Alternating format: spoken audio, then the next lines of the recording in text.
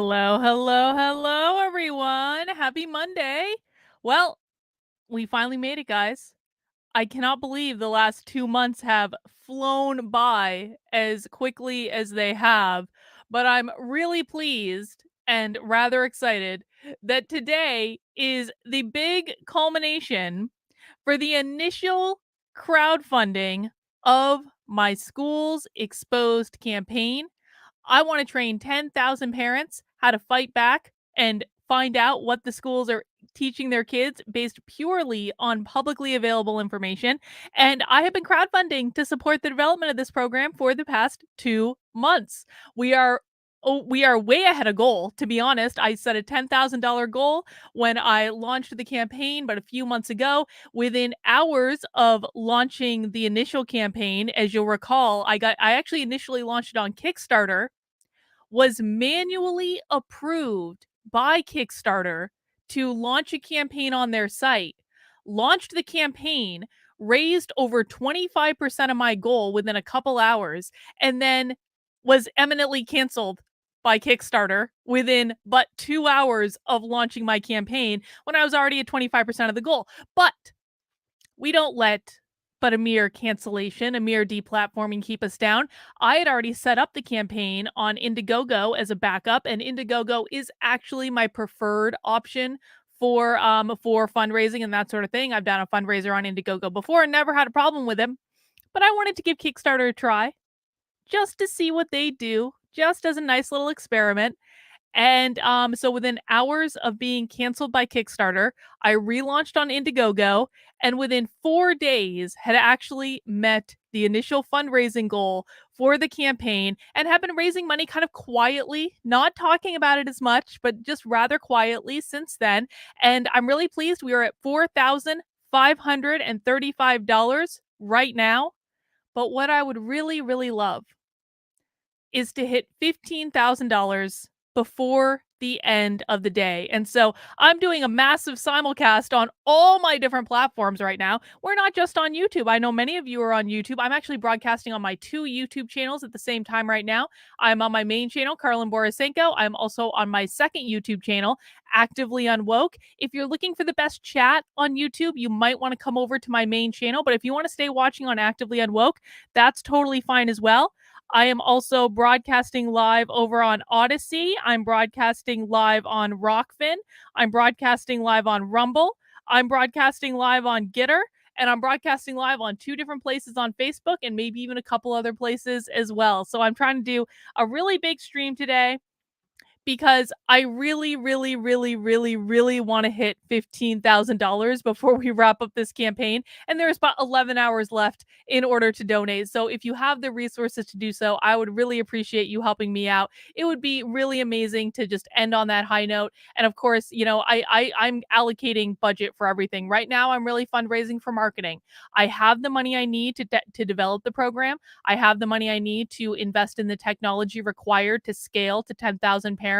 I'm pretty sure I have the resources that I need. And so now what we're going to do is we're going to put excess budget into a marketing budget because I'm going old school when it comes to the marketing for this program because I'm trying to reach the normies. I'm trying to reach the people that don't live on the internet all day long. I'm trying to reach your average everyday parents who have maybe heard rumblings, maybe seen some stuff on the news, but don't really understand what's going on. That is who I want to reach with the Schools Exposed program. This is not to push a political position. As you know, I'm a libertarian.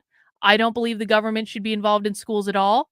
But I also want to say that if you follow the guides that I'm going to give in this program and you are completely comfortable with everything that the school is doing, you're completely comfortable with all the equity programs, you're completely comfortable with the diversity teacher training, you're completely comfortable with the anti-racism, then good.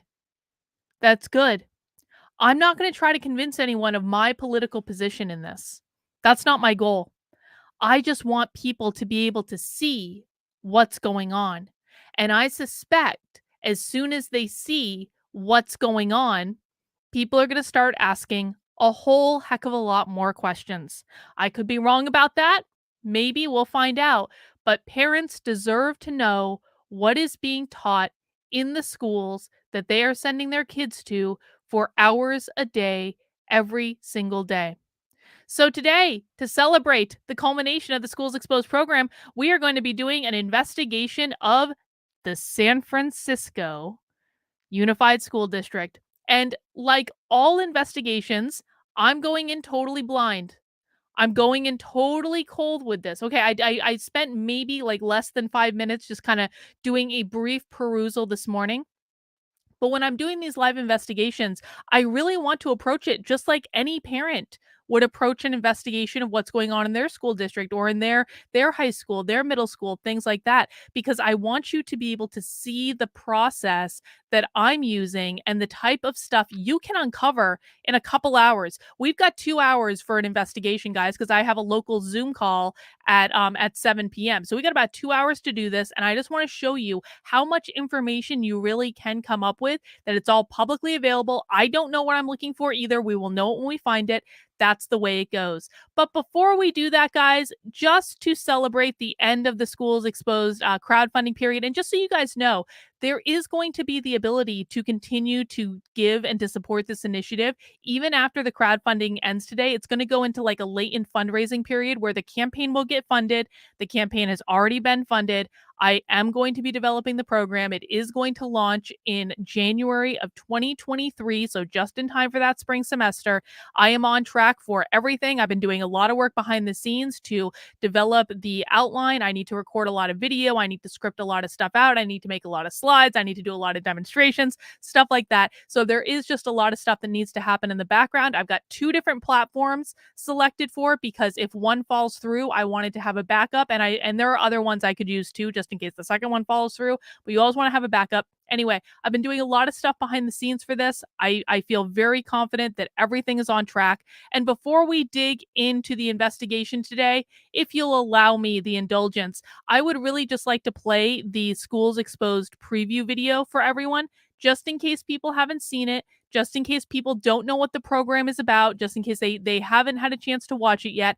I want to play the video. It's a little bit long, okay? About 10 minutes. But if you've seen it before, just go grab a snack, go to the bathroom, go get a drink, do whatever you need to do. And if you haven't seen it before, I do want you to know what I've been working on. And I really do think this could be a game changer, guys. So if you allow me this indulgence, I'd love to play this video for you. And again, I would really like, if you have the means, to hit $15,000 in donations. We are but 400, oh gosh, I'm having to do math, $465 away from hitting that goal before the end of the day. I know we can do it. And for every single donation over $50, I will be donating a scholarship to a parent or family in that doesn't have the financial resources to join a program like this, because it's going to be a $99 one-time fee once it launches. That's going to support the technology expansion. It's also going to support my time, things like that. So for people who can't afford it or need a little extra help, because I know for a lot of people times are a little rough right now, I will be personally donating one scholarship for every single gift that we get over $50 or over through the end of the campaign for the next 11 hours. So let me play this here video, and then we will get started with our investigation.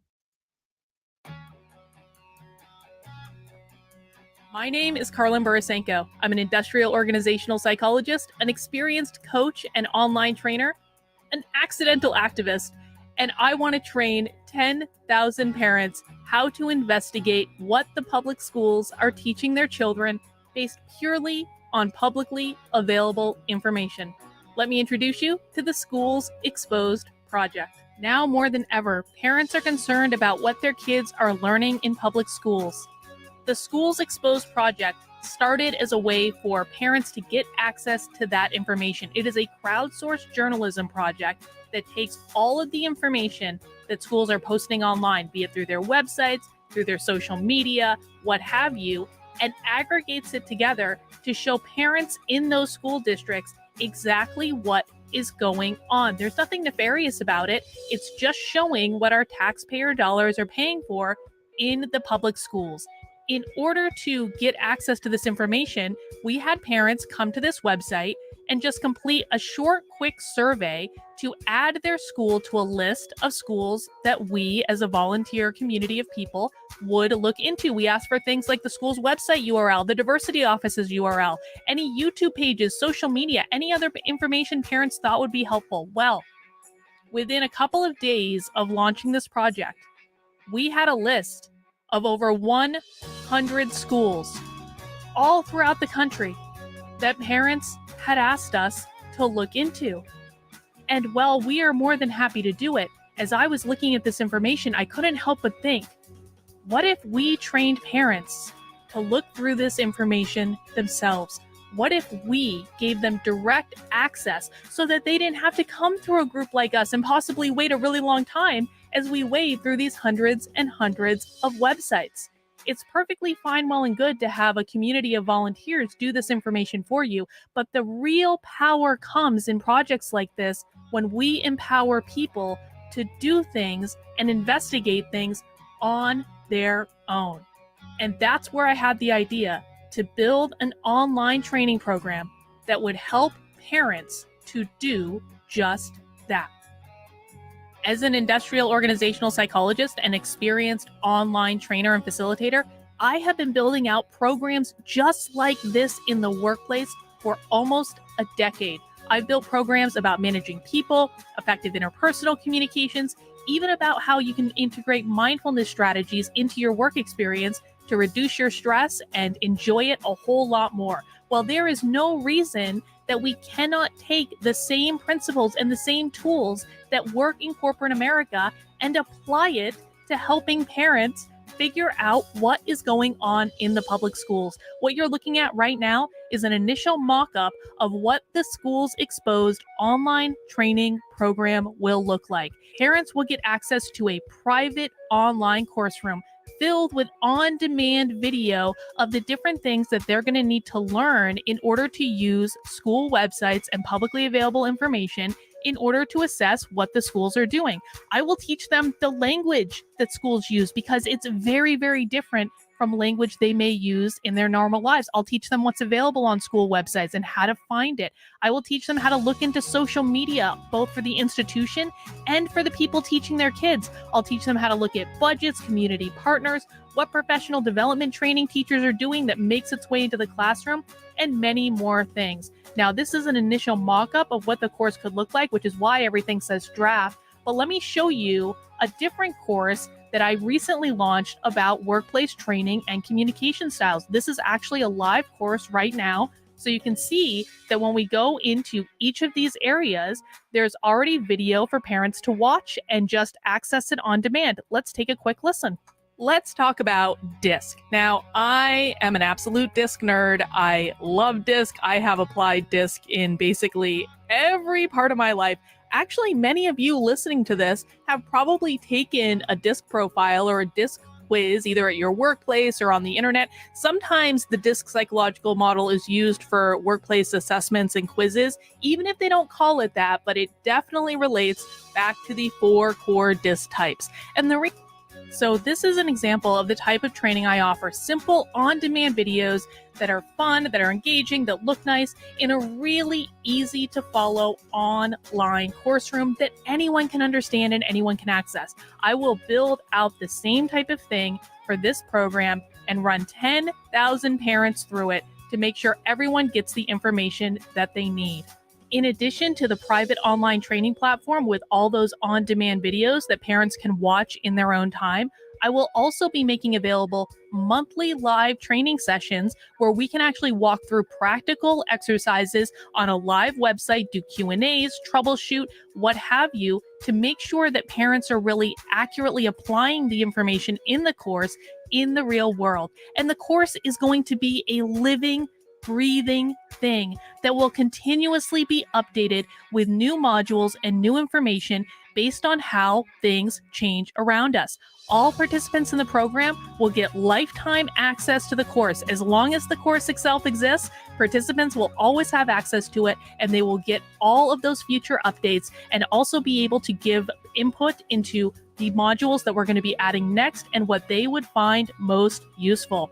In addition, because I have the goal of running 10,000 parents through this course, that is about 200 parents per state, assuming there's a relatively equal distribution of geography, which probably won't be the case, but we'll do our best. And what I want to do is create local parents groups within the community so that parents in the same state can connect with each other, they can help each other, they can form relationships, they can work together. That's all going to be a part of the school's exposed community. Finally, it may become necessary that we might do FOIA requests or public records requests as a part of this program, and there is actually going to be a module on how parents can request information from the schools. Sometimes those requests cost money, and I am dedicated to dedicating a portion of the proceeds of this program specifically to funding FOIA requests when it becomes necessary.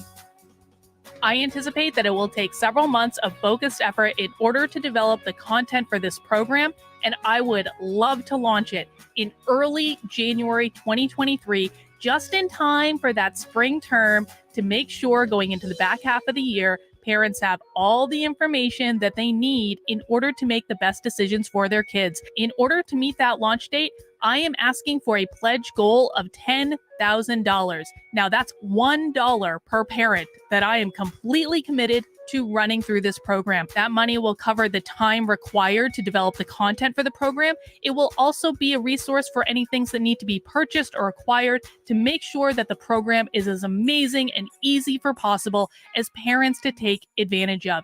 In order to entice you, I have access to several different perks for supporters, including, of course, early bird access to the program. You could be one of the very first people to run through the Schools Exposed program and to help applying the information, also giving feedback for the development of the course. You can get signed copies of my book, Actively Unwoke. You can get private one-on-one training with me.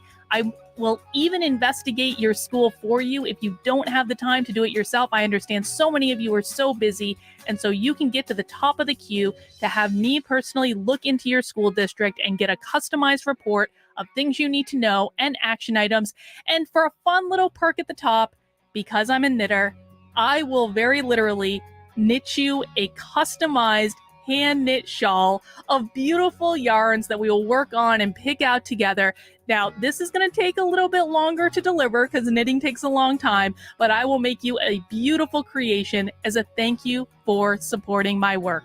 In developing this project, I've thought a lot about a young man named Scott Pressler. He is an activist who has spent the last several years traveling all over the country registering people to vote. By himself, he has probably registered hundreds of thousands of people to vote. Now, you personally may agree with Scott Pressler's politics, and you may disagree with Scott Pressler's politics, and either way, it's fine. I'm not making a political statement in discussing the impact that he has had, but it is about getting results and getting people activated and getting people involved.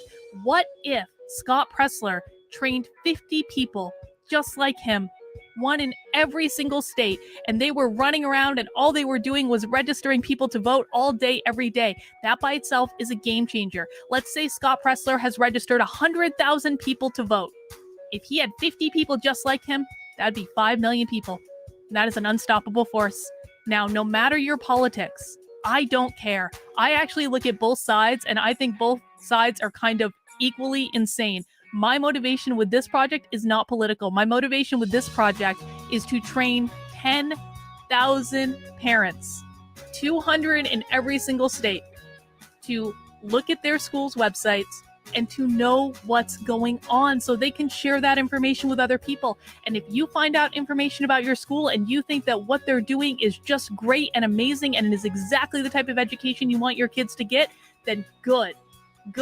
That's the way it should be. This is not a gotcha game of trying to catch schools in the act. This is about making people aware of what is going on. But I think in a lot of cases, parents might be really surprised at what they find, and then they're going to have to make some decisions about what they do with that information. My goal is only to make sure that they have the information available to them that they need in order to make the best decision for their kids and for their families. And that is what the Schools Exposed project is all about. I want to thank you in advance for your support, and I'm really looking forward to launching this program in January of 2023.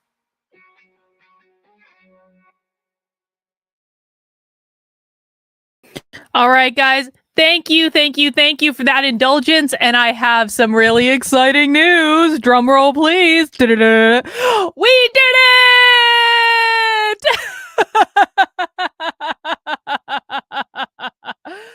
Thank you. Thank you to everyone who just donated during the video. I'm so grateful. I'm so, so, so overwhelmed with the amount of support that I've gotten for this program. We have cracked the $15,000 mark. There's still 10 hours left now. 10 hours left to give if you want to get a spot in the program, be one of the very first people in it in January. There's still plenty of perks, but that's all the shilling I'm going to do for today. I'm so appreciative of you guys. Thank you for helping me out with this. I really, I've been called a grifter quite a bit in the past 60 days. I've been called a grifter a lot. Karlyn, why do people need people to show them how to search school websites and talk to their schools? Well, you know, this stuff is complicated. And not every parent is going to need a program like this, and I understand that. Not everyone will, and that's fine.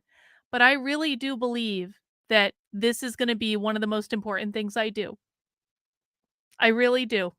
My goal is to download every single thing that I know into the heads of as many parents as possible, and to be able to do it in a way that is sustainable, where I can be a full-time activist. I don't know if people know, like, people don't know because I don't talk about it that much. Guys, I have like 5 different jobs. Now I do work for myself. I'm very lucky and grateful to be able to work for myself, but I'm doing a lot of different things cuz spoiler alert, YouTube doesn't pay the bills, okay? It just doesn't.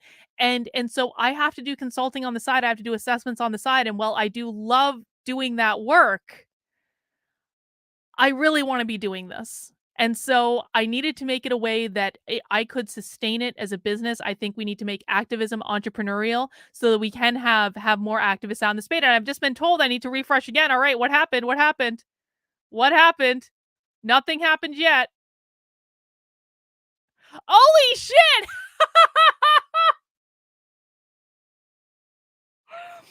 All right. Well, we are now within $180 of cracking $16,000. Oh my gosh, guys.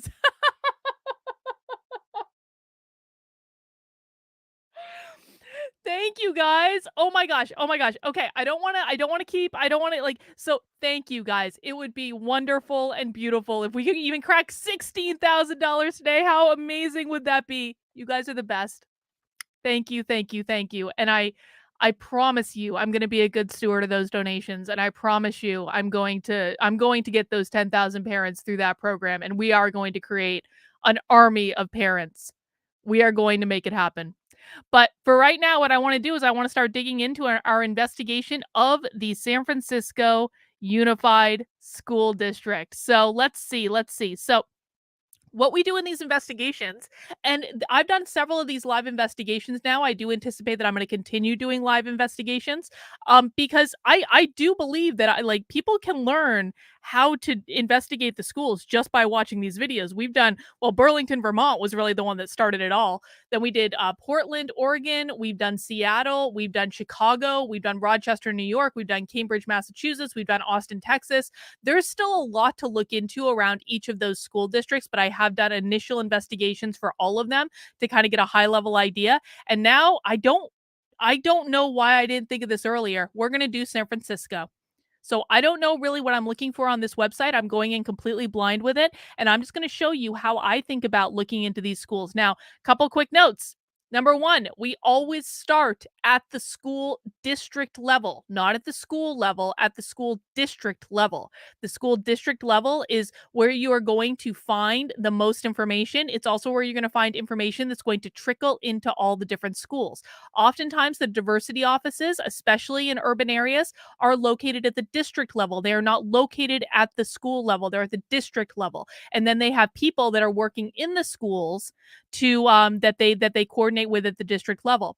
So you're going to have your diversity and equity offices at the district level. You're also going to have your teacher training done at the district level. And again, that's going to apply to all the schools within the district. So we always start there. Now, the very first thing that we want to find when we are investigating a school is, what is the name of their equity office? Because every single school uses different naming conventions. And sometimes those naming conventions are intuitive, and sometimes those naming conventions are just things that they made up. So we need to figure out what the equity office is. And so the way that we always go about it is we go to search equity, because equity is the code word that they're using. And let's see, 472 results for equity on the San Francisco School District. I know I am shocked by this revelation. Not really. Nathaniel, I'm a San Francisco native now living in the Portland area. I'm looking forward to see if San Francisco can outwoke Portland. Oh my god. Well, I mean, I don't know. Let me put a poll in the chat. Which do you think will be more woke? San Francisco or Portland, Oregon? There you go, guys. Now, just for fun, we're going to come back to equity in a second, but what I want to look at, I want to do a search for anti-racism real quick, because cities like San Francisco have such hubris around this that there's probably, oh, look at this. Look at this.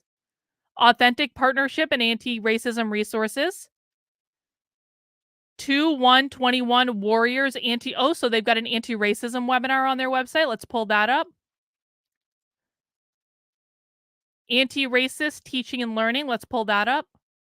Oh, the Admin 2020 anti-racist instructional leadership. That's great. Let's pull that up. Administrator's handbook. What's in their administrator's handbook, I wonder?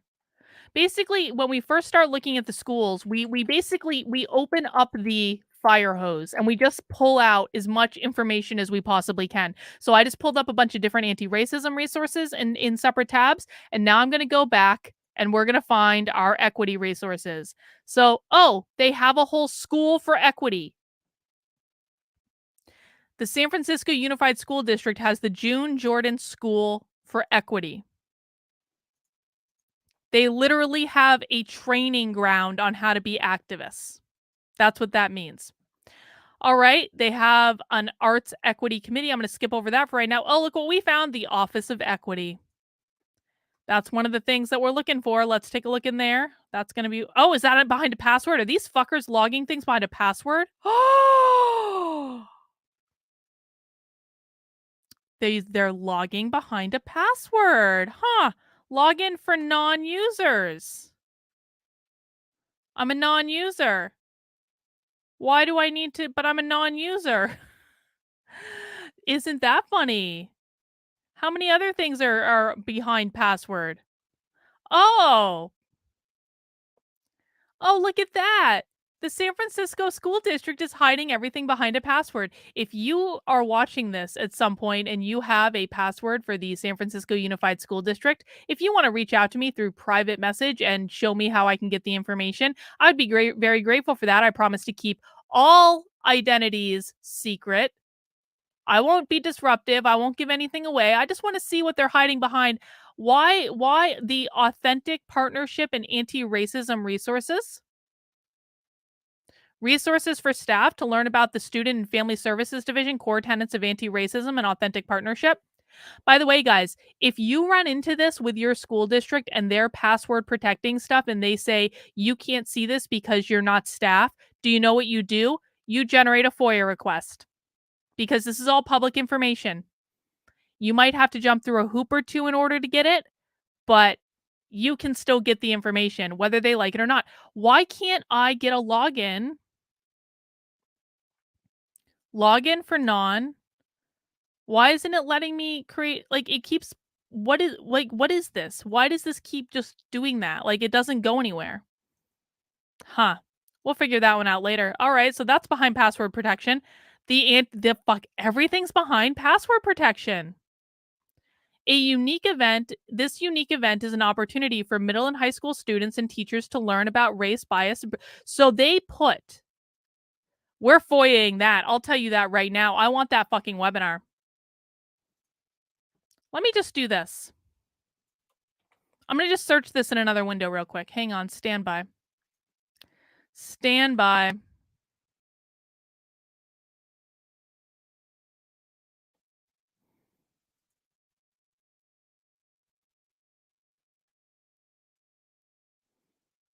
I found, okay. Nope, the only thing that's coming up is that same password protected website. So we might end up befoying a lot of, requests, which I think will be interesting in and of itself. We'll see. We'll see. Alright, we can't get that right now? Look at this. Everything is password protected.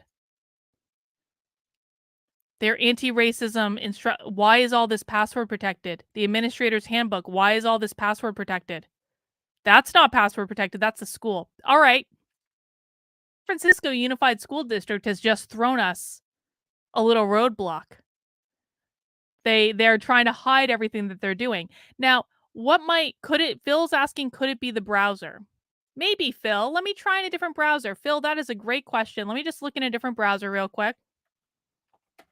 I have like 4 or 5 of them on my computer, so hang on. Oh shit. Okay. And sorry guys, you can't see this. I'm just gonna do this real quick to see if it gets me anywhere. Because if I can create a no, it's doing the same thing, Phil. That's a good, that was a good tip though. So since the San Francisco, yes, why are they hiding all their materials? That's the question I have. You know, the truth is that I actually wasn't that interested in the San Francisco school district. I was kind of like, this is here was my thought process going into today. I said, this is going to be a giant shit show. There's going to be all sorts of nonsense going on because it's San Francisco and they can get away with all sorts of nonsense. And so I was kind of like, this to me was like, it was almost going to be too easy to find stuff. So I honestly wasn't even really that interested. And now that I know that the San Francisco Unified School District is hiding everything behind a password wall, I'm like, huh, it's probably worse than we ever imagined. Now we're still gonna look around. Don't get it twisted. We're not done anything yet, San Francisco.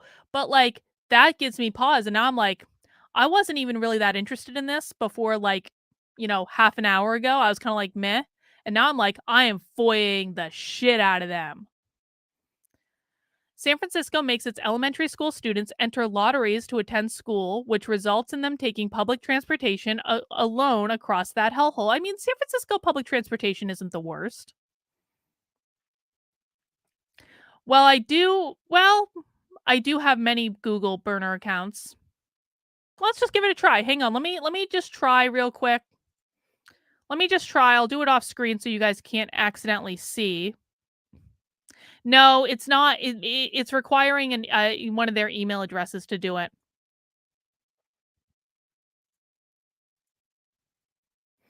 Yeah, it's requiring one of their email addresses. All right. We're gonna I have people working on this. Bot and Phil seem to be on it. So let's just keep going. Let's just keep going and see what else we can find, if anything. Okay, so we've got an equity committee. Oh, look at this.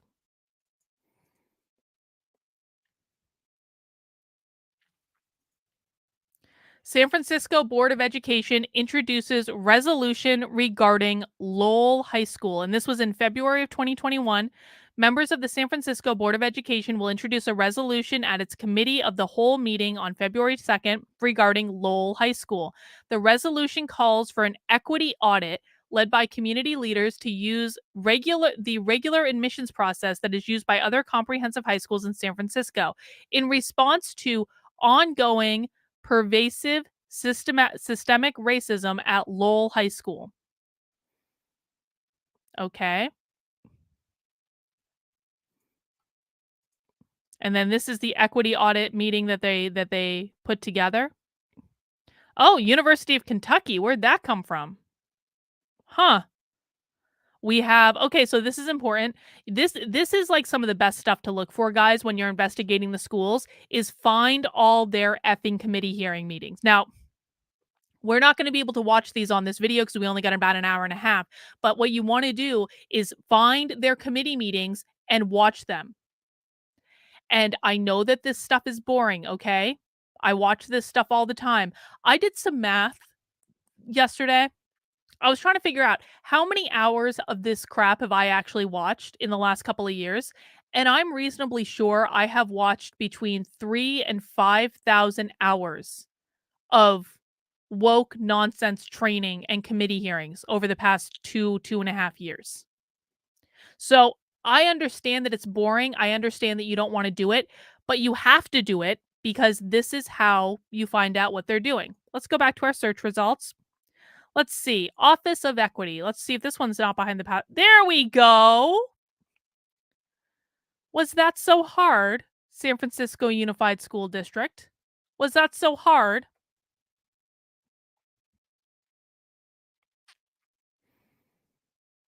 Okay. The Office of Equity has district wide responsibilities to ensure that all students are treated equitably in the district programs and activities and are provided an environment that is free from discrimination, harassment, blah, blah, blah. The Office of Equity is responsible for developing and revising required district policies and procedures and ensuring they are disseminated on a district wide basis. It also responds to and investigates harassment. The Office of Equity conducts regular trainings for site administrators. Here we go. The Office of Equity promotes and ensures equity, social justice, and academic success for all students. Let's look at their let's look at their hate speech policy.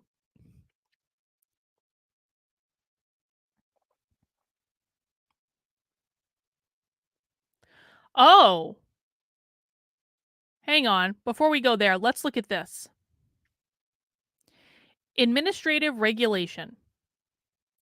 The administrative regulate, and this is again, so part of the Schools Exposed program is that I'm going to show you where the documents are on these school websites. I'm going to show you how, I'm going to teach you how to translate the language, but you're going to have to actually read the documents and you're going to have to read school policy because one of the ways you find out what the schools are teaching is you read the policy. Okay? Yeah, but we already found that one. But can you hack into the San Francisco Unified School District website for me, please? Thank you. I may be joking. I may not be joking. It really depends. Whether or not I'm joking depends entirely on whether bot can actually do what I just asked her to do. In a completely legal and totally ethical way, of course. All right, what does this policy say about non-binary, transgender, and gender nonconforming students?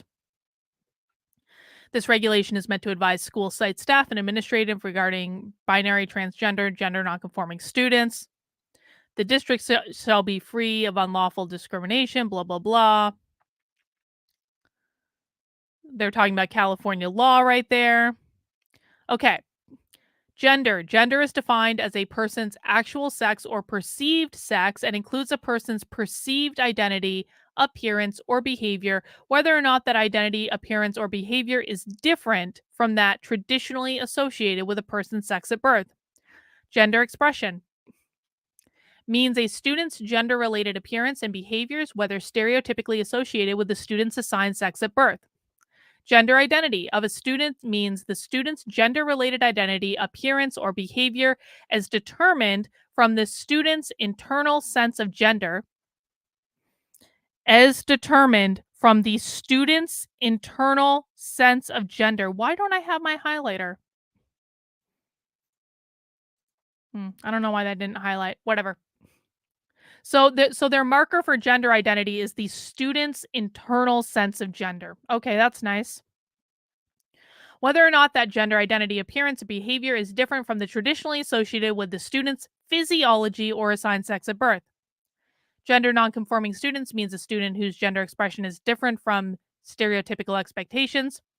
Transgender student means a student whose gender identity or gender expression is different from that traditionally associated with assigned sex at birth. Non-binary, an umbrella term for genders that falls outside the binary, boy, man, girl, woman. Not all non-binary persons identify as trans, and not all trans identifiers are non-binary. Okay. Examples of prohibited conduct, which may constitute gender based harassment, include but are not limited to refusing to address a student by a name and pronouns consistent with their gender identity, disciplining or disparaging a transgender student because, so basically, you can get fired from the San Francisco school district or punished or penalized if you don't use the right pronouns or if you misgender someone. Disparaging a transgender student because of their mannerisms, hairstyle, or style of dress correspond to their gender identity, or a non transgender student because their mannerisms, hairstyle, or style of dress do not conform to stereotypes for their gender. Blocking a student's entry to a bathroom that corresponds to their gender identity because that student is transgender or gender nonconforming. Taunting a student because they participate in an athletic activity more typically favored by a student of another sex. Revealing Oh, shit. So it is considered harassment if you reveal a student's transgender status to individuals who do not have a legitimate need for this information. Here's my question. Are parents included in that? Does the San Francisco Unified School District perceive that parents have a need to know that information? I don't know the answer to that.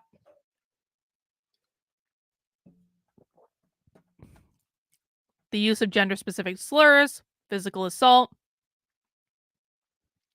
right to privacy. Okay, here's something we're learning specifically in regards to the gender stuff going on in schools.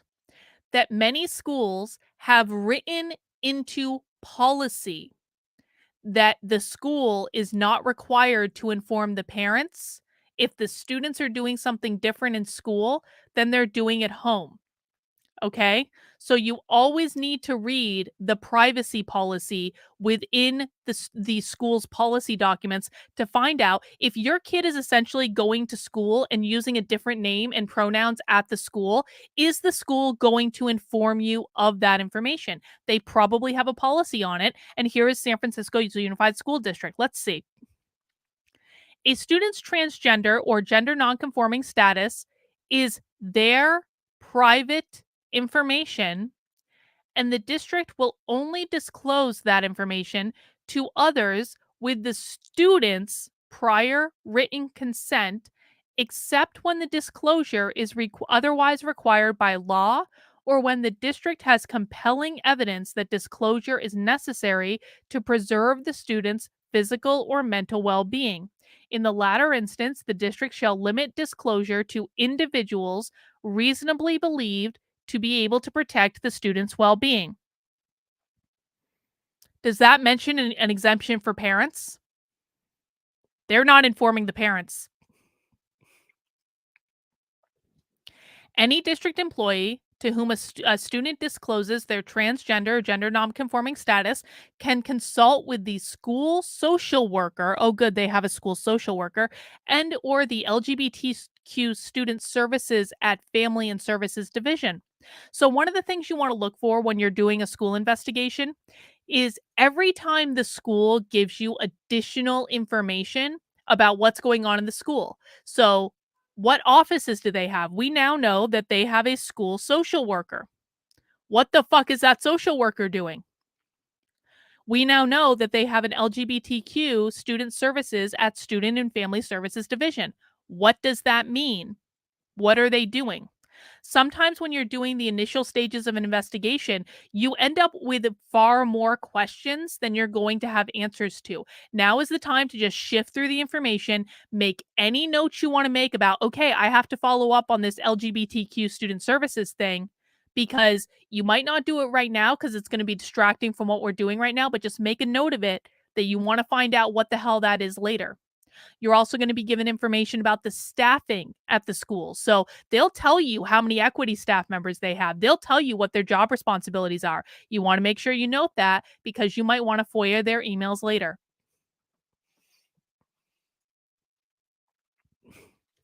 If the student expresses interest in seeking more services or has questions or concerns, the staff member can also suggest that the student speak with either the school social worker or the LGBTQ Student Services at Student Services Family Division. If the student states that their status as a transgender nonconforming student needs are not being met, they should contact these, blah, blah, blah. As appropriate given the physical, emotional, and other significant risks to the student, the school social worker and or LGBTQ student services may consider discussing with the student. Oh, here we go. Here we fucking go. You knew this was coming in the San Francisco School District. As appropriate, given the physical, emotional, or other significant risks to the student, the school may consider discussing with the student any need to disclose the student's transgender or nonconformity status to their parents. The district shall offer support services such as counseling to the students who wish to inform their parents and guardians of their status and desire and assistance to do so. So, what they've just told us is that the school, no school in the city of San Francisco, this is why we always look at the district level first. There is no school in the city of San Francisco that is going to inform the parents that their kids are using a different name and pronouns at school unless the school specifically has written permission from the parents, or excuse me, from the student to do it.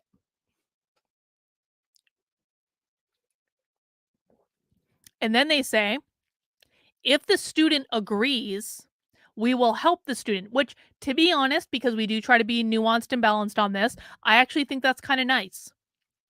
I like the school saying, we will provide you with support if you want other people around when you tell your parents. I kind of think that's nice because at least they're informing the parents and they're trying to be considerate of the student's needs in that. But what I don't think is nice is if the student says, no, I don't want mom and dad knowing that I have different name and pronouns, the school's not going to inform the parents. And I can acknowledge that, of course, there may be cases where there could be an issue there. I acknowledge that. But as a general rule, I really don't think that parents in the city of San Francisco are going to lose it on their kids because they find out that they're trans. Why would they live in San Francisco? That just makes no sense. Oh, they recommend a book called White Rage on their website. Oh, that's nice. Addressing a student's transition needs. So the school is going to help students transition. Oh, San Francisco's transing the kids. Upon request, LGBTQ Student Services at Student and Family Services Division shall arrange a meeting with the student and, if appropriate, their parents. Look at that. They'll arrange a meeting with the student and, if appropriate, their parents to identify potential issues, including transition related issues, to develop strategies for addressing them. The meeting shall discuss the transgender and gender nonconforming students' rights and how those rights may affect and be affected by the rights of other students, and shall address specific subjects related to the students' access to facilities, to academic and educational support programs, etc., etc., etc. Names and pronouns. Students shall have the right to be addressed by a name and pronoun corresponding to their gender identity as expressed by the student and asserted at school. Again, not telling the parents. Students are not required to obtain a court order and or gender change to change their official records as a prerequisite to being addressed by the name and pronoun that corresponds to their gender identity.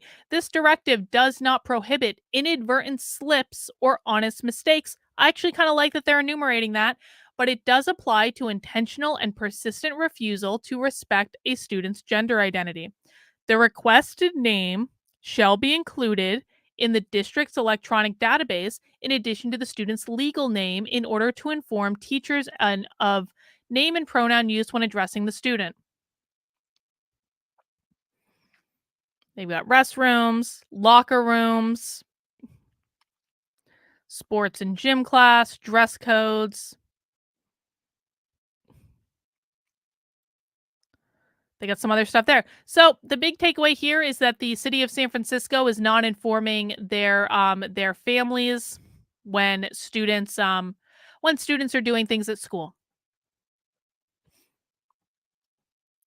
If Phil, did you find something in the restaurant accessibility thing that we should go look at? Boys can go into girls. Well, I mean, I'm sure they don't consider them boys, right?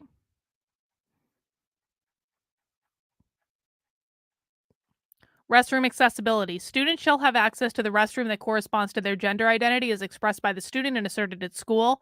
Where available, a single stall bathroom may be used by any student who desires increased privacy regardless of the underlying reason. That's kind of nice.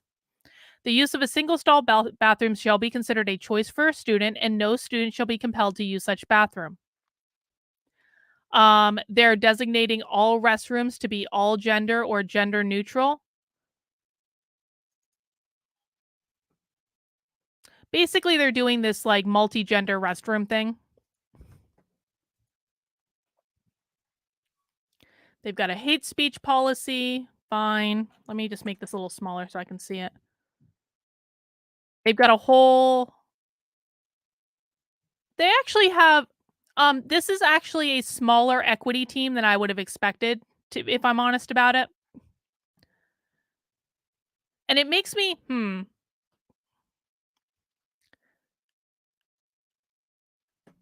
let me just do this. Oh, wait, hang on. What's this? Password protected? Password protected. All their good stuff is password protected.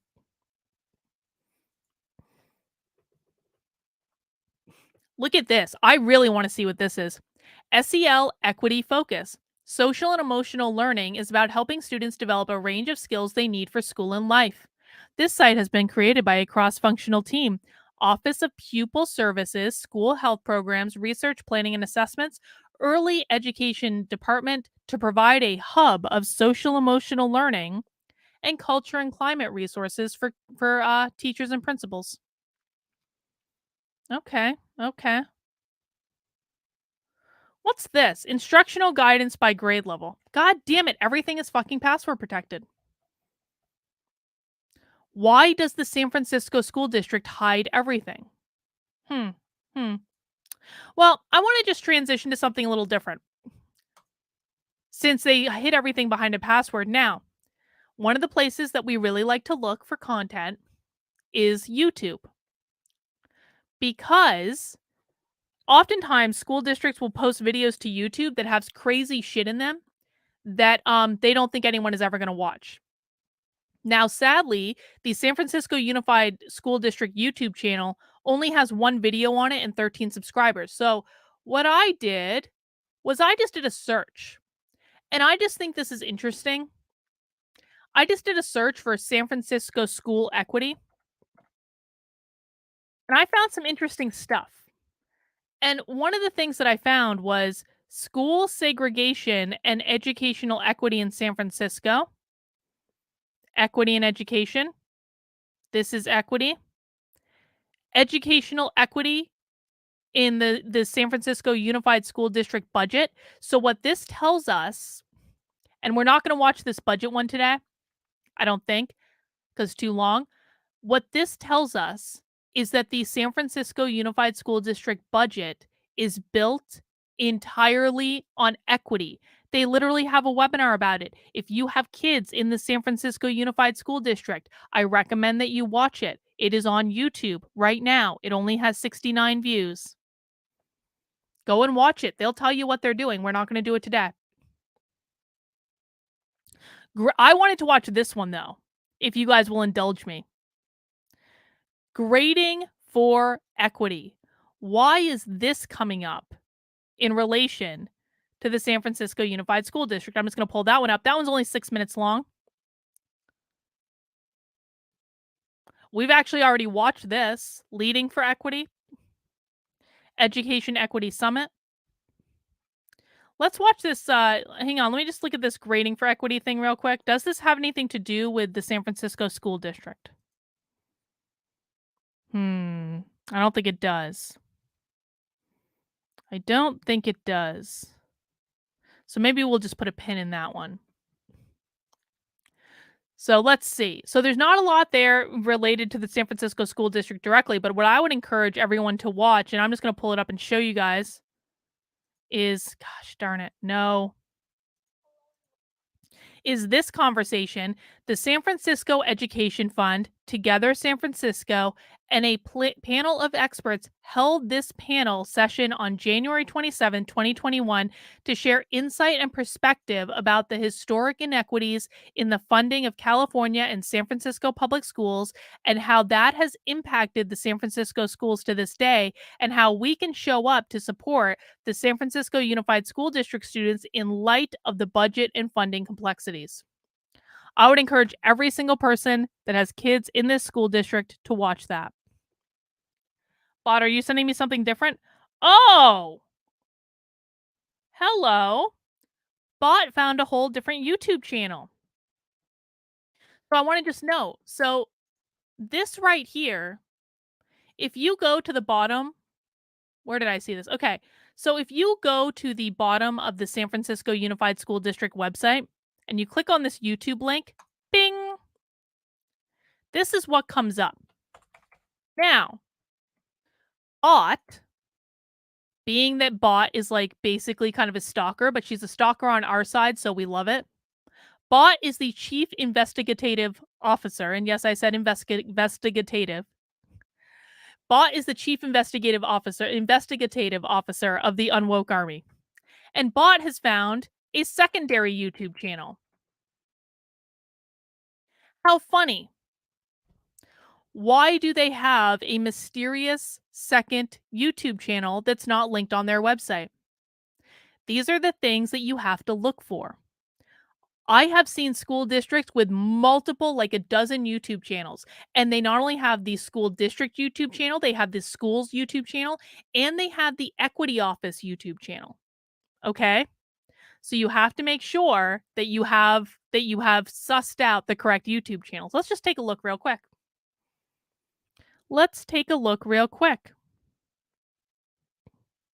They've got a lot of things just labeled meetings.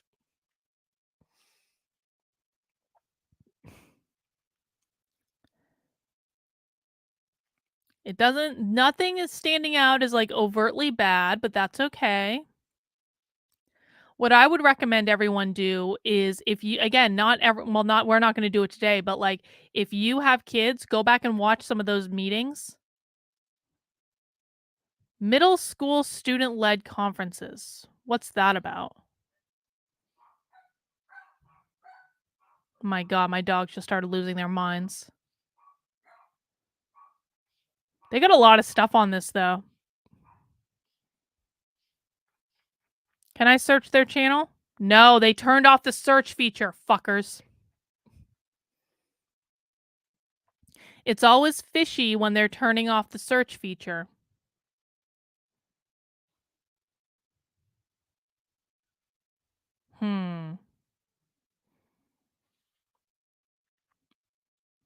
All right, well, nothing is sticking out to me. And Bot, if you've spent some more time on this, what was their core values video? Where did we see that? Well, maybe I can do this. Core. There we go. Yeah, let's watch their core values video. Good call. Let me just get this up.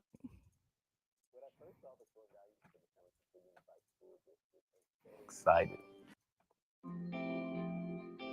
When I first saw the core values for the San Francisco Unified School District, I was very excited because they match so well my life, and they match the core values that I've incorporated. This is going to give you all the staff numbers that you need to look at. My work because it helps me determine on each and every day what I will and what I won't do.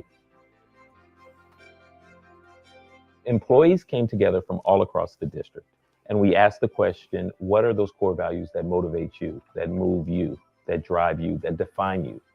What emerged from that process are these 5 core values that define us as a district.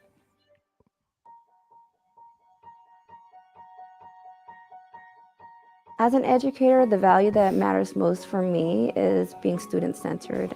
Whatever I'm surrounded by students or a staff meeting, I always think about how are the actions that I'm taking benefiting students, not just for their math skills or their reading skills, but caring for who they are as a person. Mid-school year, we received a new student. He had very limited speech, didn't smile at all, looked quite nervous actually. I got a phone call immediately from his teacher because the student had walked out of the classroom. I knew right away I had to get together a group of people who could help support the student. We didn't have any extra money. What we did have was the skills and the caring adults. As a team, we were providing wraparound services for the student, and we would each take turns in providing him one-on-one positive adult attention. After several months, we noticed the student got more comfortable with our school. The student had made progress. When I wake up every morning, what gets me excited about coming to work at SFUSD is knowing that I'm going to have impact on helping make principals and educators' lives easier. Historically, the Department of Technology has functioned as an operational shop waiting for requests to come in. We're trying to transform that. Earlier this year, we were rolling out a brand new platform that was going to impact every student and every employee. And we wanted to make sure that all of our users felt extremely supported from day one, but we didn't want those support tickets to come to us. We wanted to be proactive and get out to every school site across the city. Myself, I was riding my bike through the hills of Chinatown, huffing and puffing, arriving at all of the schools on my list, a little sweaty, but still able to support all of our teachers and principals and secretaries to make sure that they could get up and running on that first day. Our job has to be to make their jobs a lot easier. We are a diversity-driven district. Creating that culture for me starts by recognizing the unique gifts each of my colleagues has to offer. I remember a time when our cafeterias were transferring to a new computer system. For one of our cafeteria workers, her English was very limited. She had never touched a computer or a mouse, but she had this great aura. She was always smiling and willing to learn. And all for the kids, that's what she would say, all for the kids. I realized that everyone wants to learn. It's just a matter of giving them some time and training and respect. No matter what your role is or your personal background, you can still make a difference in a student's life. The most important thing we can bring into our classroom is fearlessness. Recognizing that we're all learners and that it's from making mistakes that we get better is just so important for all of us. One of the teachers I've recently worked with has taken this idea to a whole new level. Every time they have any sort of assessment, the students actually vote on what is the best mistake of the day so that they can really recognize that this was a great learning experience for everyone.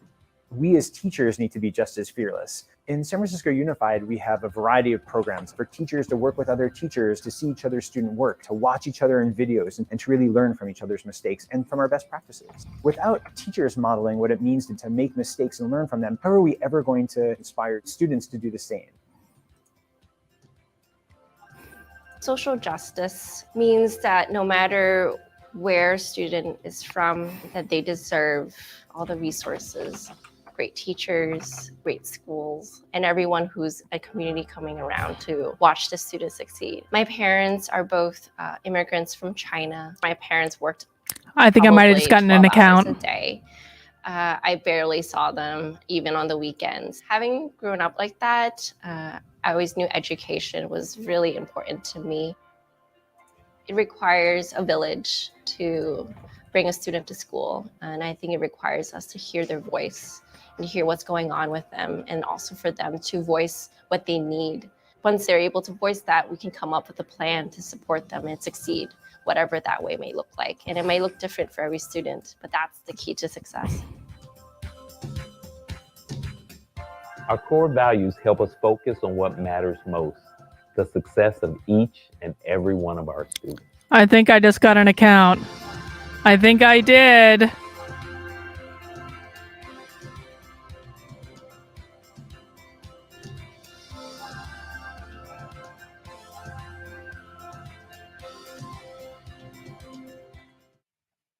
I think I just got an account, guys. I didn't think there was anything like earth-shattering in that video, if I'm honest about it. What I'm excited about, and I need to not do this on my hang on. I'm gonna pull this. I don't know if you guys are seeing right now. You aren't seeing anything right now. Okay, let me see if I can log in with my newly created account. Hang on. Hang on. Do I log in with my email?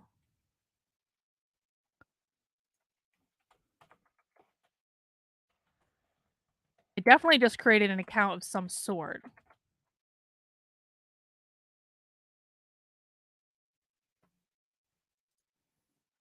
God damn it, it didn't work. It didn't work. Damn. Damn. Why didn't it work?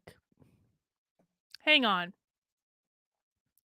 Let me see if I can just look at it in this window to see if it'll open up. Thank you for bearing with me, guys. I just don't want to show off my password.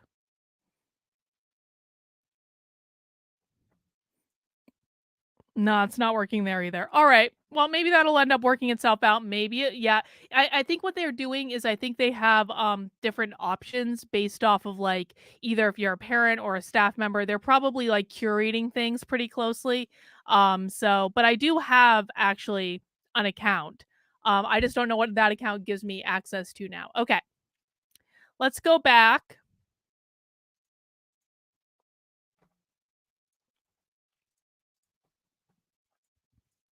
And go to their website.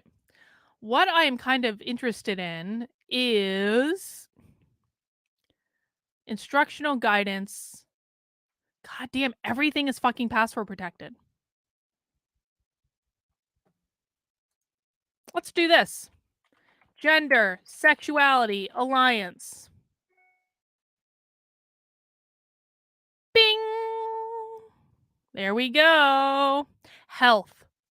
Health policies, community resources, create an equitable school community. Let's just check this out. We saw this in Seattle too, where their gender and sex. Oh! Did you guys know that condoms are available in every middle school in the San Francisco Unified School District? Just FYI.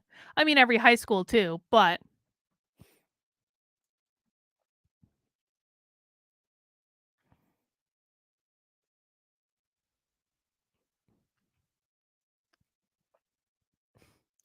sensitive services and minor rights. California Family Code. Parental guardian consent is not required for minors under the age of 18 to access sensitive services. These services may include treatment having to do with drugs and alcohol, reproductive health, sexually transmitted diseases, and mental health. Are you telling me that there are no schools in the entire state of California that are required to inform the parents if they're providing services in relation to reproductive health or sexually transmitted diseases or mental health to students? That to me seems, well, a little problematic.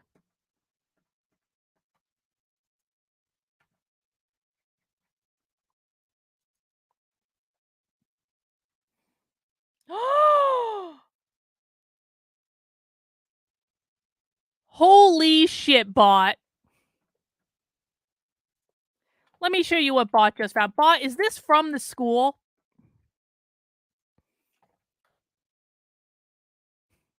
What is this Google Doc from? LGBTQ, family and gender diversity, teaching guide for elementary grades, and that is the San Francisco Unified School District. Oh, this is the this is that student service. This is from that fucking gender policy. Ah ha ha. This is the type of stuff we're looking for in these investigations. This right here. Bot, you found their entire policy document. Well done, you.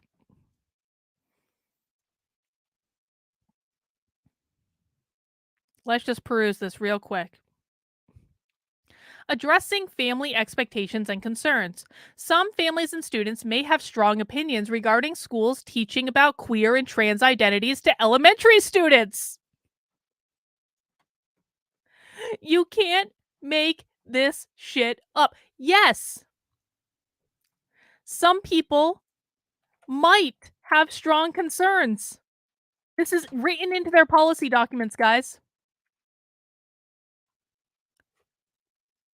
Some students and families may have strong opinions regarding schools teaching about queer and trans identities to, wait for it, elementary students. Families may express that this education conflicts with their personal belief, while other families may voice a desire for increased, deeper, year-round focus on these topics.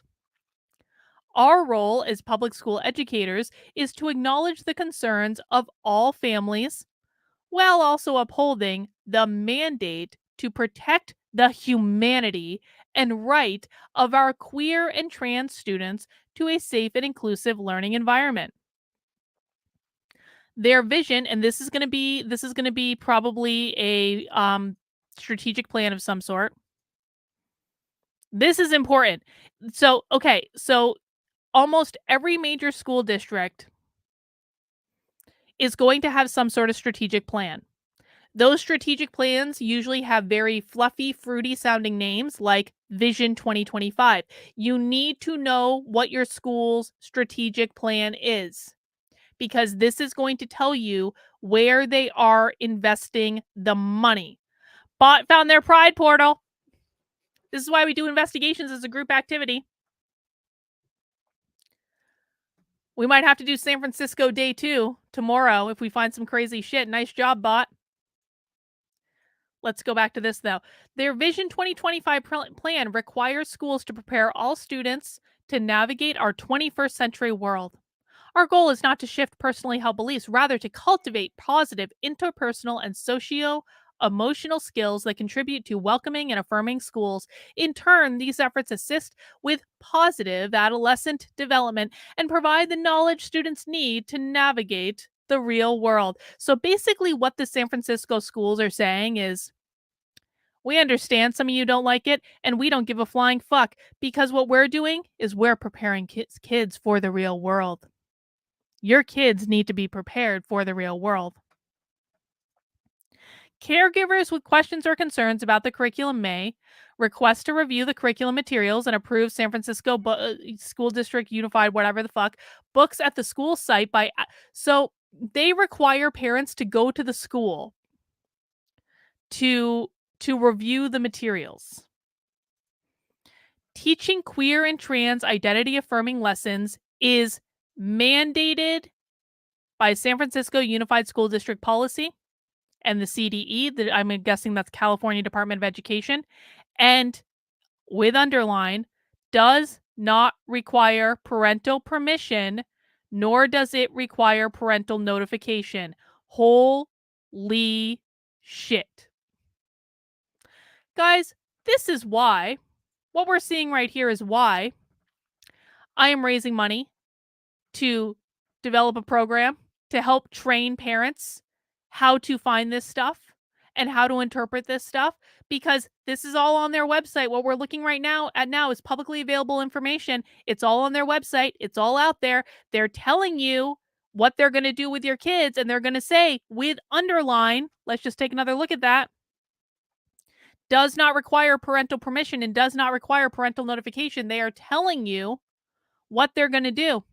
So if you think this is a problem, I would, we started today with a goal of hitting $15,000. Since we're only $180 away from hitting $16,000 and I have 9 hours left of crowdfunding for my Schools Exposed program, I would just like to do a second ask.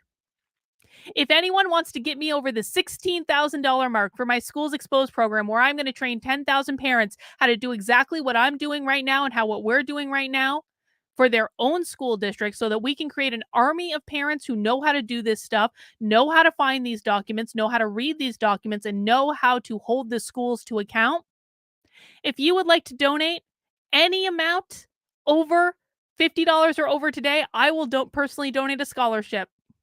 So you're getting like a twofer. You're getting a spot for yourself in the program, and you're going to get a spot for another parent in the program. When you make a gift of $50 or more, $180, and I will hit the $16,000 mark, which will be 160% of the goal. You can find out more information by going to unwokearmy.com/parents. Bing. That'll redirect you to the Indiegogo campaign, and the direct link is in the description below. And if you missed the video earlier, you can watch it there, and I do appreciate it, but I have 9 hours left of crowdfunding, and I'd love to break that $16,000 mark. With your help, we can make it happen. Thank you so much. All right. So we now have that. Parental communications. The California Education Code mandates that caregivers must be notified 15 days before classroom instruction about sexuality, human growth. Okay, fine. Now, look at what they say. No, like, we're going to notify you what we're doing, but notification is not the same as permission. Permission requires a response from the parents or caregivers before a student receives a piece of instruction or attends an activity. Notification means that parents are notified of an upcoming educational experience and requests that parents or caregivers respond only when a student is to be excused from that experience. Oh, check this out. A discussion about gay, lesbian, bisexual, transgendered, and questioning people does not constitute a discussion about human sexuality or family education and does not require parent notification or permission. So, what they're saying, check this shit out. What they're saying is that sexuality is different than gender identity. Your gender identity, whether you identify as a man or a woman or neither, or trans or a deer or a cat or a dog or a attack helicopter, what you identify as has nothing to do with your sexuality. And therefore, if we're teaching students about gender identity, we are not required to follow the law about notifying parents about human sexuality lessons because gender identity is not the same as sexuality. Bod, is there anything interesting on that Pride portal that you saw?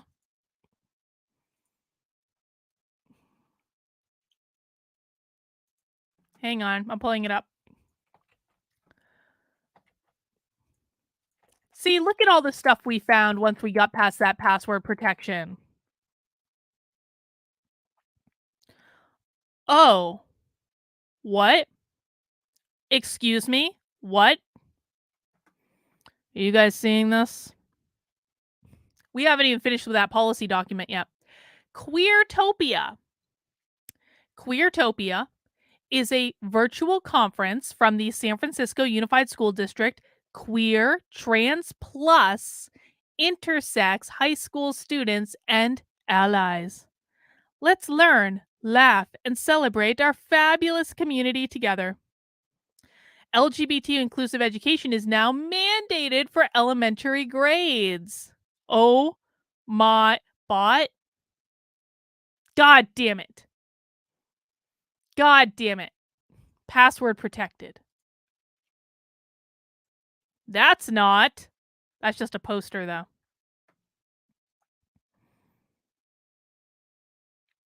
Integration of LGBTQ issues in the curriculum. Integration of LGBTQ issues in the curriculum promotes school safety for everyone. Resources for science, art, PE, math, and more. Yes. Yes. We're in. We're in. No password protection required. We are in. I want to see that Queertopia conference. I want video from that Queertopia conference. I'm telling you right now. Man, hang on. Hang on. Okay. Let's see. Holy shit. What is this? Supporting LGBTQ plus students in mathematics.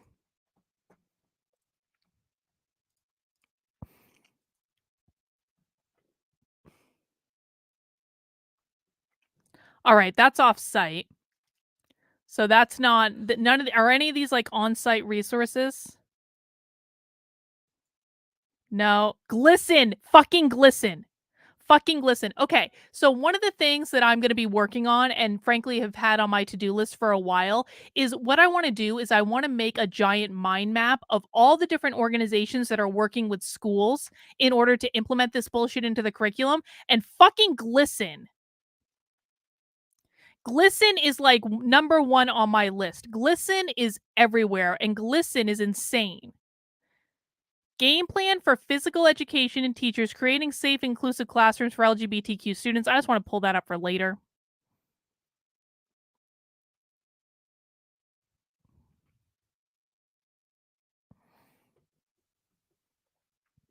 Queering Black History mini lessons. What's this? Do not have access to that file. God damn it. I want to FOIA everything. Gender inclusive guidance for San Francisco Unified School District. I think we already have that thanks to bot.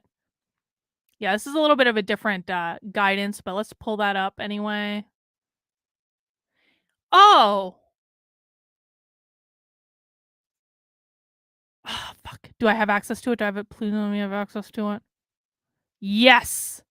Yes. Yes. We found it. Oh, okay. Here's recordings of LGBTQ plus 101 presentations in Spanish, English, and ASL. They are appropriate for educators and caregivers. Fuck yes. Fuck yes. What is this? I'm downloading this shit right now if it's in English.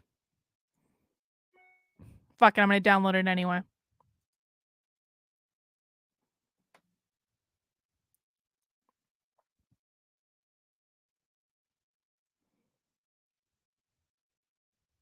Is this in English? This is not in English. Okay, never mind. This is not the one in English. Chinese, English. I think this is the one in English. Yes, this says English. Okay. B. Martin, will you accept someone in this group who follows Steve Bannon? Yes, of course. I don't care if people follow Steve Bannon. Hang on. Okay. This is in English. I'm going to download this real quick. Download anyway. Yeah, we're not going to watch it right now, guys, because we don't have time. But I mean, I just want to like, why wouldn't I accept someone in the group who follows Steve Bannon? I don't care. Like, listen, guys, let me just be really, really clear about this. I don't care what your politics are. I don't even care if you completely disagree with me. I don't care who you like. I don't care who you follow. I don't care if you like people that I don't like. It makes no difference to me at all in any way.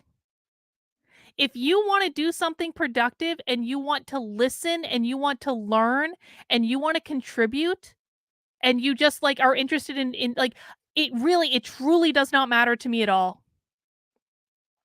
It doesn't matter to me in the slightest. The only rules for my community are don't be a dick and no whining. And that's it. As long as you can follow those rules, like whoever you want. But I appreciate the super chat. All right. I'm looking forward to watching this video. I have it downloaded just in case. But we only have about half hour left. And so I want to just like look over some of these other resources real quick. And guys, ooh, check this out. Check this out.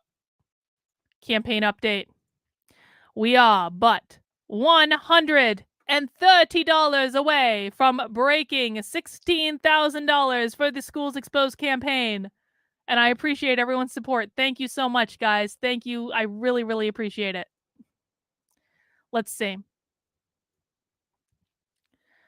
Pride poster contest. I don't have any problem with that. They live in San Francisco after all.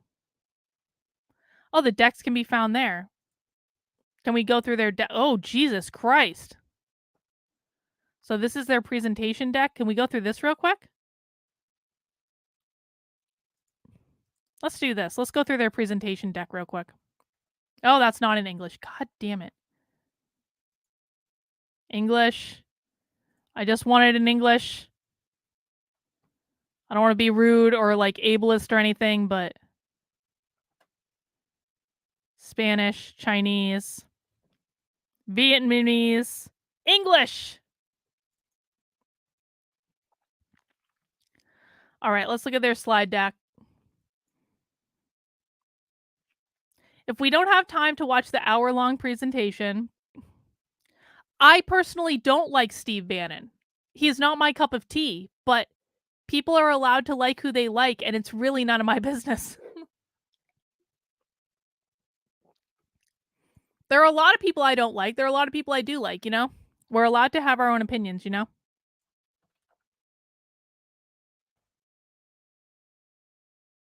There we go. That's bigger. Okay. Queer identities, understanding queer identity. Oh, they're like, people like to stereotype people based on what they see on the outside. So we're going to reinforce those stereotypes. Some fruits and vegetables can be both. Wow. The gender binary is expired, according to the San Francisco Unified School District. What the fuck? Do you guys see genital surgery during childhood? Are they talking like circumcision? Double standards around sexuality, toxic masculinity, pressure to marry and have children. Do you guys know how we watched on Socialism Saturday how in literally the Communist Manifesto it calls to abolish the family, and directly after it calls to abolish the family, it talks about taking over education. I made a clip of this. If you haven't seen it, there's a clip on the channel just today of me talking about this. So why would the San Francisco Unified School District might be telling people that, you know, there's just so much pressure to get married and have children, and we really need to break that pressure that's forcing people to get married and have kids. Fucking gender unicorn every goddamn fucking time.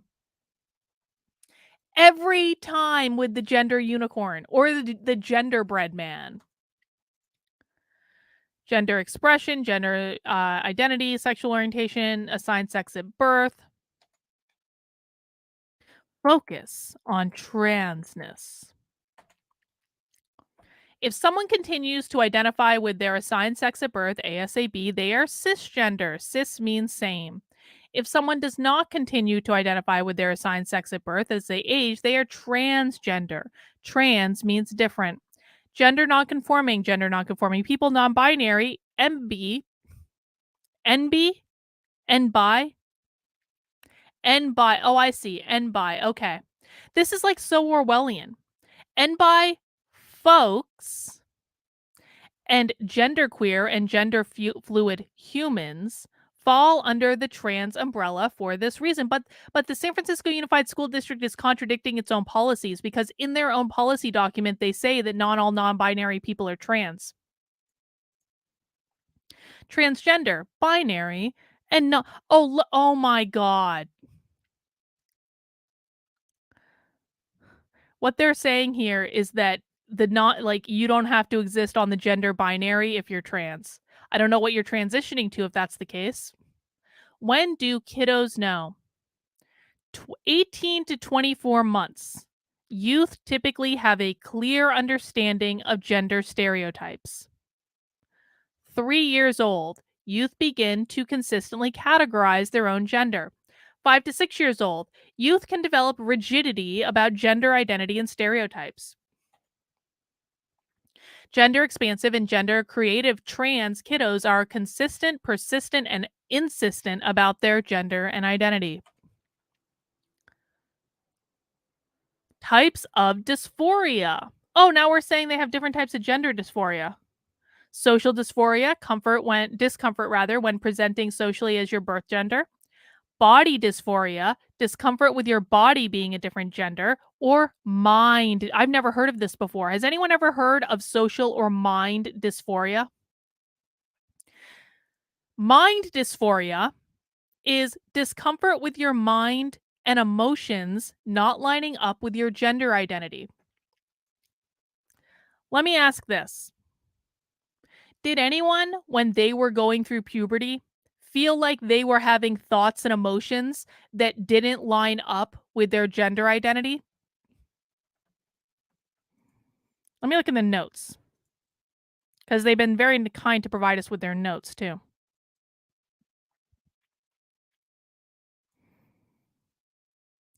It's the belief that certain emotional responses or behaviors undermine gender identity and expression. Gender dysphoria is the diagnosis that needs to be put down to get health insurance to cover transition-related medical care. Points out how it is not gender identity disorder anymore, but also to point out that not everyone has gender dysphoria. Talk about gender dysphoria in context of intersex clients.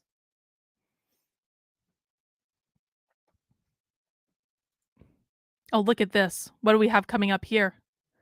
By the way, did you guys see the new trans flag that Microsoft developed? It's fucking insane. I'm going to do an article about it later. It's going to be a short article. Two-spirit and intersex.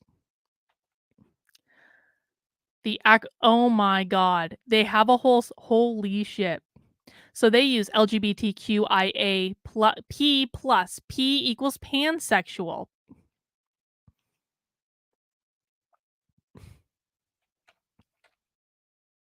There is no such thing as a single issue struggle because we do not live single issue lives.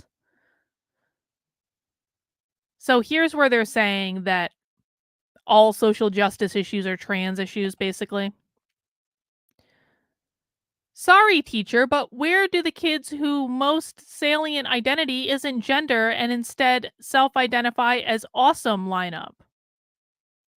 That's actually a fair question. I wonder what they responded to that with on the webinar. We'll have to watch it at some point. Wow. The most sensitive time for LGBTQ plus youth is when they know they're different but have not told anyone yet. Coming out can be a protective factor despite possible increased vulnerability to bullying. Holding out vulnerable identities can make this less true. Stevie J says this is splitting hairs, but in my experience, it's even more woke across the bay from San Francisco and Oakland and Berkeley. I mean, that's a fair point, Stevie, and maybe we'll look into the schools in Berkeley at some point. This is just where I decided to go today, but we can certainly always do another stream on another day. Sexuality and gender development model. It's all good. Confusion. Why am I different? Denial. I'm not gay. I just anxiety. I think I might be. Should I come out or not? I'm here. I'm queer. And then integration. Okay. Family acceptance, the most powerful protective factor. Holy shit. They're basically, look at this. They're basically telling people that their families are going to reject them. Gay and transgender youth from highly rejecting families were more than 8 times likely to try to blank than when they were young adults. In families that were moderately rejecting, had some negative reactions to their gay and transgender child, but also had some positive reactions, those young people were about twice as likely to blank. They're trying to tell people not to use gendered language. Fine. Sharing pronouns can be an immediate and meaningful demonstration of LGBTQ inclusive practices. By including the option to state gender pronouns when sharing names, we create an opportunity to acknowledge and respect gender diversity. What if I make a mistake with the wrong pronoun?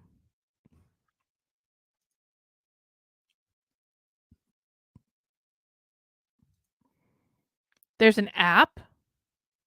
There's an app called Z. Oh shit. I have a link. Is there like a game or something? Hang on, let me pull this up in a different mirror or window. Guys, we're going to do this for maybe about 10 more minutes. Oh, there's a game. Hang on. Play. Select a pronoun. Oh no.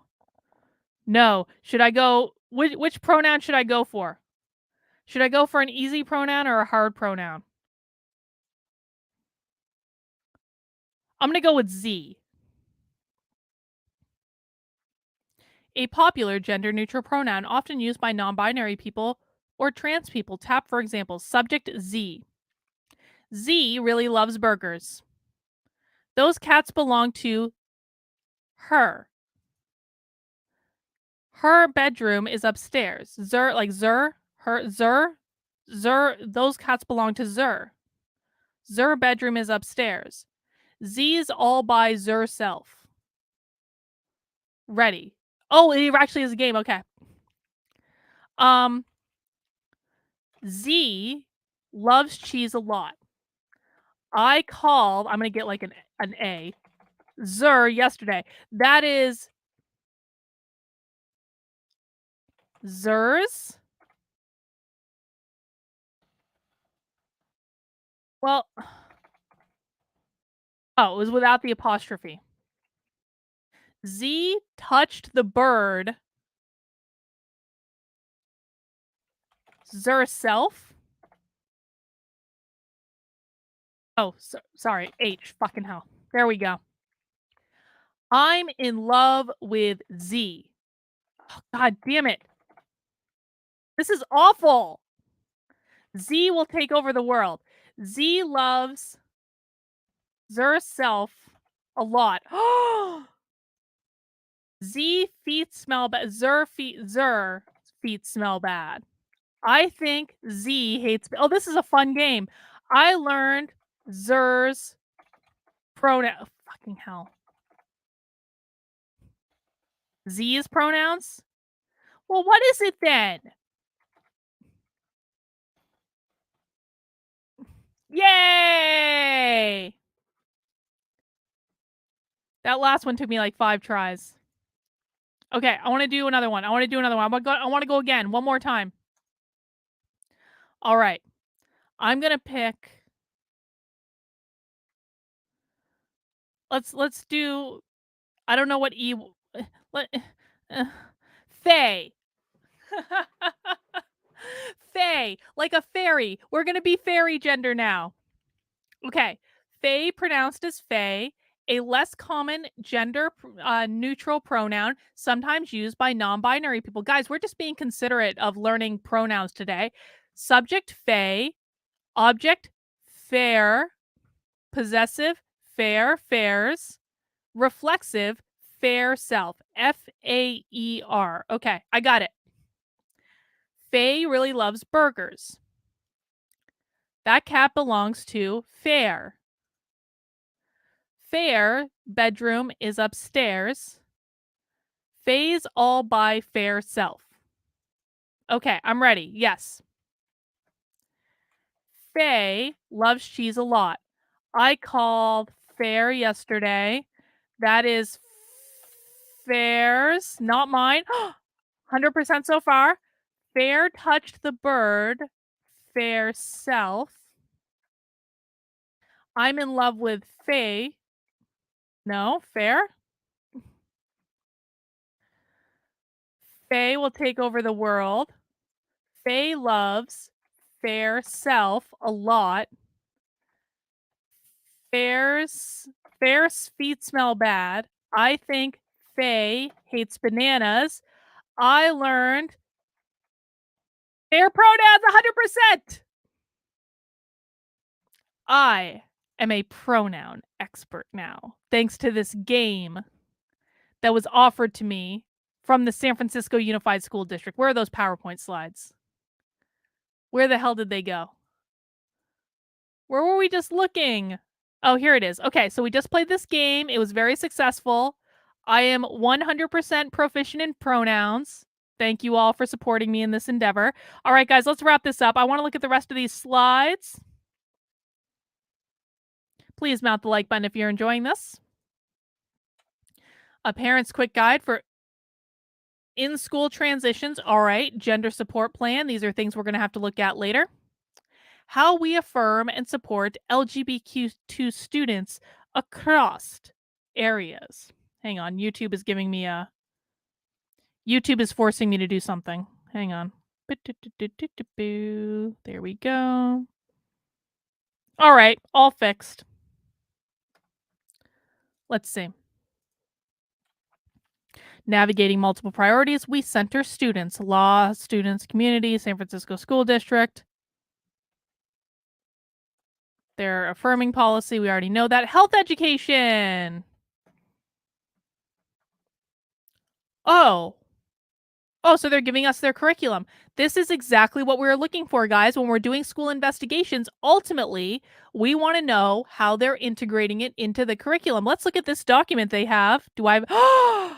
Ding, ding, ding, ding, ding. Look what I just found.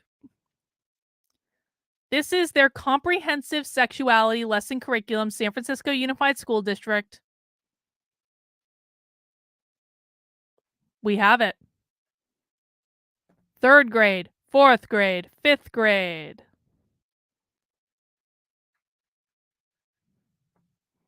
Thank you very much, San Francisco. We appreciate it. Elementary school, grade 3, changing bodies. Grade 4, growing and changing. Grade 5, puberty and HIV. All grade levels, safe touch, HIV, boundaries and consent, LGBTQ+, gender and family diversity. Parents can opt out of content. Parents can opt out of stuff about STDs, but they cannot opt out of stuff about gender identity and sexual orientation. I'm going to bet this is California-wide. But, so it doesn't even matter if parents say, I don't want my kids learning about the trans in 2nd grade. It doesn't even matter. And I don't have a problem with like trans people. By the way, I feel like I need to always say that. I have no problem with it at all. I think that trans kids should be supported. I also think parents should actually have a say, though, in what their children learn, and that it shouldn't be decided by the state. Maybe that's just me. Maybe I'm asking too much. Discussing LGBTQ+ history and gender identity and expression, read alouds with LGBTQ+ characters, or celebrating Pride Month are not included in things families can opt out of. They even force them to celebrate Pride. And again, I don't dislike Pride. I think Pride can be kind of fun. I also think sometimes Pride can be age inappropriate. I think parents should be able to opt kids out of that. A Pride celebration to me doesn't seem to be like a necessary thing to learning how to read, write, and do math. Maybe that's just me.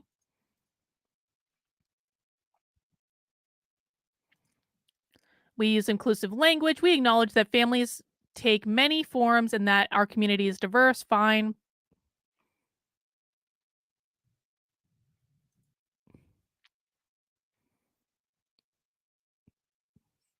GSA days. So I'm willing to bet that the gender sexuality alliances in San Francisco are doing some crazy shit. We don't have the time to look into it today. But I'm going to guess if they got a whole thing called GSA, they've got gender and sexualities clubs, Q groups, queer trans advisory council, the whole day is dedicated to this. They're going to be doing some crazy shit. Those are the documents that we're looking at.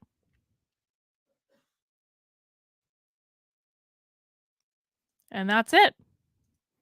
All right. Guys, I think that's going to wrap up today's investigation of the San Francisco Unified School District, because I will be having an open community call with my supporter community in 15 minutes. So we do these on Mondays at 7 p.m. We do them on Wednesdays at noon. If you would like to be invited to my community calls, the very best way to do that is to join my locals community, actually. You can join my locals community by heading over to kb.locals.com/support. You can join my Patreon too. There are other options to supporting my work and getting invited to the calls, but locals is my favorite option. So I do want to suggest that that be the one, that if you're going to support my work, that's where you do it.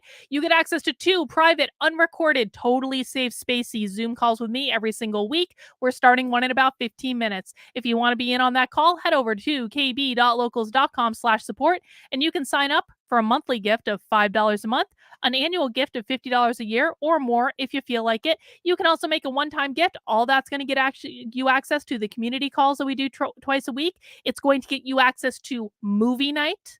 We just watched The Thing for movie night last night. It was my first time seeing The Thing. I was pretty grossed out, but I got through it. It was a great movie. I really enjoyed it. We are going to be watching Poltergeist on Sunday at 6 p.m. Not 6 p.m., 8 p.m. Oh gosh. 8 p.m. on Sunday. And you'll get all that, access to all that and much more. kb.locals.com/support. I hope you enjoyed the investigation here today. These investigations can often take multiple days to fully flesh through, but I do like showing people live what I do and how I do it so that you can decide if you think that's a valuable thing for parents to know. I'm going to be teaching parents how to do these things as a part of my school's exposed program. I'm building a training program to help 10,000 parents. That is my goal over the next 2 years, to get 10,000 parents through this program. And I'm going to be launching the program in January. I want to thank the 134 people who have generously contributed to the crowdfunding campaign to support this program. The crowdfunding campaign ends in 9 hours. 9 hours. And we are $130 away from breaking $16,000. So I really want to thank everyone for their support. I would love to cross that $16,000 mark. I really would. Okay, maybe I'm being selfish, but I'm so appreciative of the support you guys have given me. Like I said earlier, I do believe this is one of the most important things I will do in my life. I want to download all the information I have in my brain to as many parents as possible. I want to break it all down for them, make it as simple and easy to understand as possible. And I'm going to do a lot with this program. I'm really excited. I've been working behind the scenes on it for a couple of months now, ever since we hit the initial funding goal. And just really, really grateful, guys. Thank you for supporting my work. I couldn't do it without you. And I'm going to wrap up now, go take a little break, and I will be on my locals call or with my call with my community for Patreon supporters as well in about 10 minutes. We'll see you guys soon. Take care. Have a great rest of your day.